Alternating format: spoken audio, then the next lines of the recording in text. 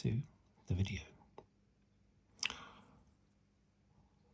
In this one, as the title suggests, I am going to make a little list of my top 10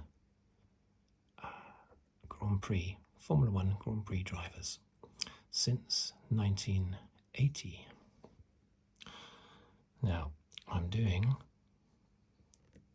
since 1980 because I started following Formula One in the early 80s, sort of 81, 82.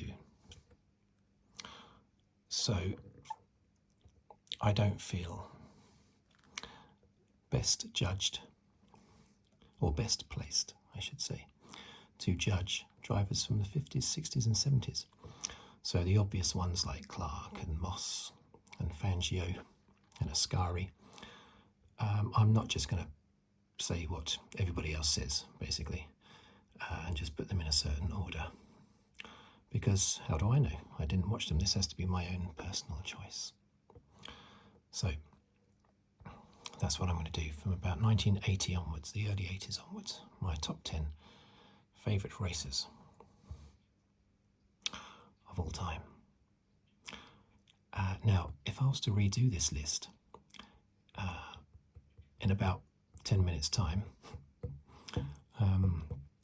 about 10 minutes after recording this video, then it could quite possibly be slightly different. Hopefully not, but it could be. This is my top 10 at this precise moment in time and space. So it's not my permanent top 10. Maybe I can do future videos, see how much it's changed. Possibly some more current drivers would get in there into that top 10. Anyway, let's go with number 1. And number 1 is Michael Schumacher.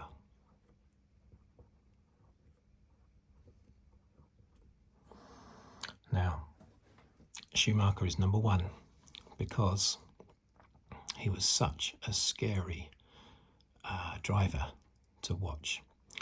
Probably not if you're a Schumacher fan, but if you're always cheering on normally the other drivers, British drivers around him, he was like the scary great white shark who would mercilessly hunt down and devour your British heroes, basically, and everybody else. Terrifying. So fast, unstoppable, basically. Qualifying was never his thing, but he still had, I think, 68 pole positions. I think he's still in second place on the all-time pole position list, a long way behind Hamilton. But in second place, despite qualifying not being his thing. But he was just so good. And with this top 10 list, I'm going to be specifically looking at certain periods within that driver's career. For instance, Schumacher, I'm talking about 94 and 95 in the Benetton when he was unstoppable. And it wasn't necessarily the best car. The Williams was often the best car over those 2 years. Schumacher totally dominated. Would he have dominated if Senna had stayed alive? We'll never know, but Schumacher had already won the first 2 or 3 races. 2 races, I think, before that fatal accident at San Marino. So he was already looking dominant.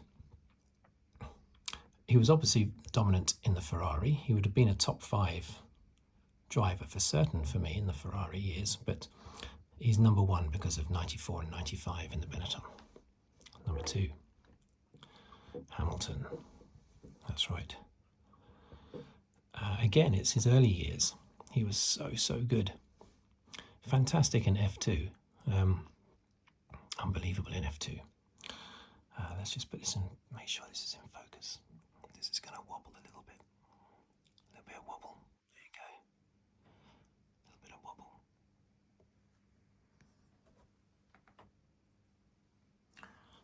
That jumped a little bit, didn't it? But I think it's okay. It's okay. So, yeah. But he was so good in 2007, his rookie year, in 2008. After that, the McLaren went off the boil a little bit from 2009 onwards. But he was just so consistently good every year, beating his teammate. In 2016, he beat Rosberg as well, even though Rosberg won the title. Hamilton was not overtaken at any stage during that championship by Rosberg on the track. Double check, if you like, by watching all the races. But he was not overtaken once, and yet he overtook Rosberg loads of times. He lost simply through bad luck. But yes, his consistent, incredible fast speed puts him at number 2. Number 3, Senna. Similar to Schumacher, a very scary driver, very aggressive. His career was cut short. So basically, when I talk about Senna's brilliance, I'm talking about all his years in Formula One, pretty much, including the Lotus years, 85, 86 and 87. Managing to win 6 Grand Prix when his teammate in those Lotus years, I don't think any of his teammates in those 3 years managed to even get a podium. Senna won 6 races and challenged for the championship in all of them. Superb. Senna always has to be up there. Now, number 4, Verstappen. Okay, you'd expect him to be up there, wouldn't you, really? Again, another scary driver. I don't find Hamilton scary, but maybe that's because I'm British, possibly. But so maybe they're all scary. But Verstappen, just like Schumacher and Senna, very aggressive.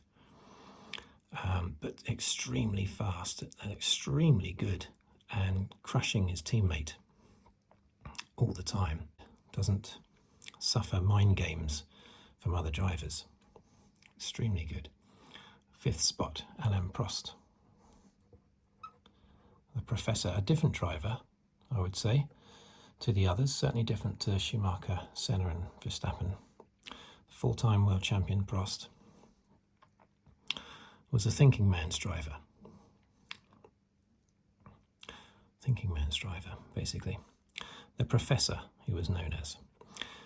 And he often did suffer from people other drivers getting inside his head, which these ones didn't. But Prost, Senna could get into his head, most definitely, most notably. But he was just an all-round, very good driver who used to think out, used to plot. You know, he would almost decide early in a race, right, I'm not going to go for the win, I'm going to go for 2nd place because it's better for the championship. So Prost was never a driver that would lunge for a gap simply because it was there. He was very quick, very fair, not aggressive at all, and would play the percentages. Okay, so let's... And with Prost, I'm pretty much, again, talking about his whole career being very good. There's no standout time, I don't think. Actually, I need to get rid of those as well. Oh, I should have left the little dots there, shouldn't I? Because then that'll make it easier putting the next ones down. Okay, so we've got 6, 7, 8, 9, 10. Okay, 6th place. Nigel Mansell. Now, a lot of people would think, what? Oh, he's English, that's why he's putting Nigel Mansell down. Of course he's going to put Mansell down.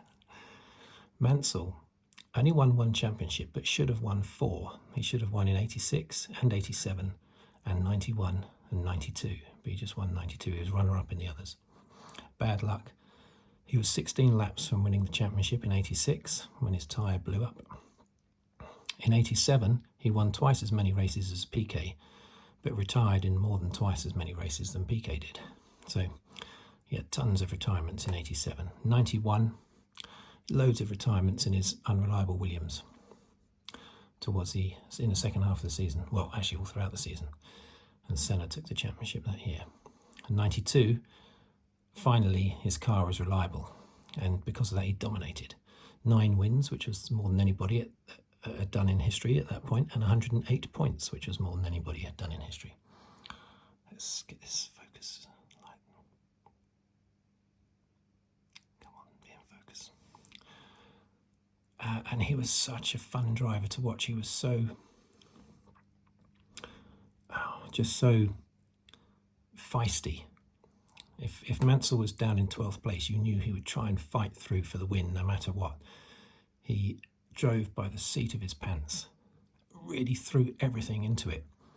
Sweat and tears. He would never think, oh, I'll settle for third, I'll come back and fight another day, which is a sort of thing that Prost would have thought.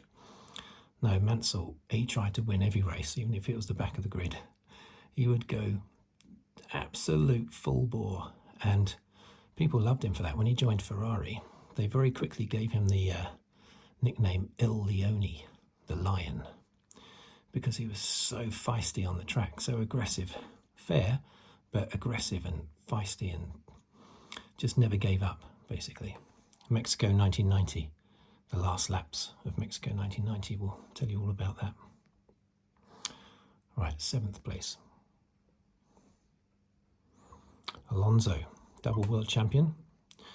Should probably have won more world championships, but he's been unlucky, basically, with his teams. His team movements have been unlucky for Alonso, otherwise he would have won more.